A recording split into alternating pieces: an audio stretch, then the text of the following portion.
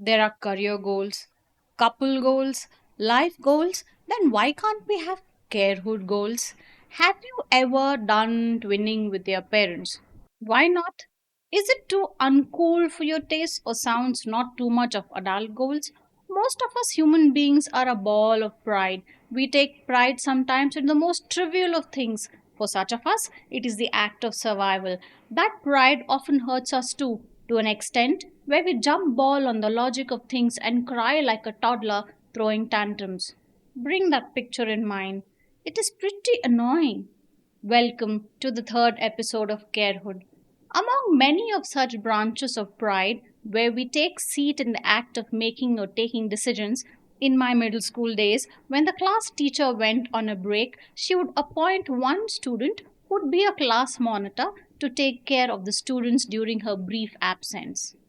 That class monitor had the power to keep the entire class in discipline and also snitch on even the best of friends to show off his or her power in the name of being disciplined.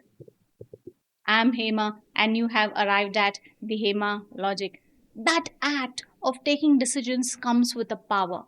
Our growing up life, most of our decisions were taken by our parents. That was their responsibility. As things which we often do turns into reflexes, fulfilling the responsibility to would have become a reflex. That, with the age, turns into power and pride. Now, in the autumn years, that is, when we have all grown up and they are older, and when we take our own decisions, sometimes it does not bode well with some of the parents. Their pride gets hurt, they start feeling powerless. Discussing and taking suggestions may make them feel better, but making decisions which do not fall in their basket of suggestions may definitely take them towards a feeling that they are now dependent. We can sometimes be emotionally blackmailed too, speaking from my personal experience. But mind you, our parents aren't the villains in our lives here. It is their reflex talking and sometimes our pride standing in the way of abiding by their perhaps an unsolicited suggestion. But we know the changing world better than them, and their knowledge of the worldly ways are better than ours. When nature and life revolves and thrives on balance, why can't we take a page from the handbook of balance and go with the flow? We need to keep in mind that our parents are in their golden age, are adults, but are ventured back into the vicinity of childhood. That's why the stage of life is called second childhood. Again, that is not a problem to go hunting for solutions. That is the responsibility of us in carehood.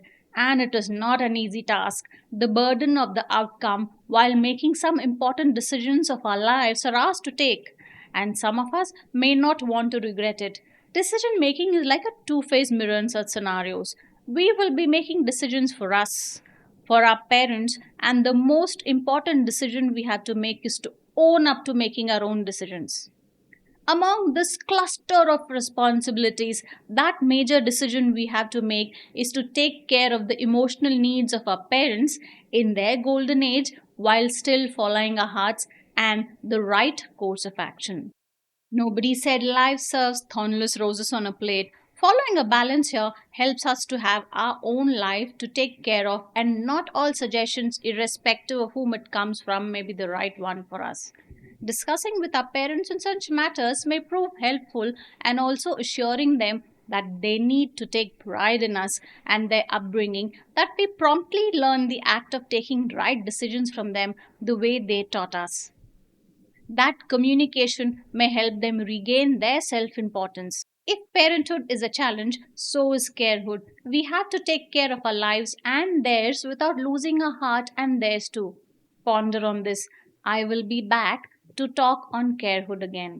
Take care until then. See you soon.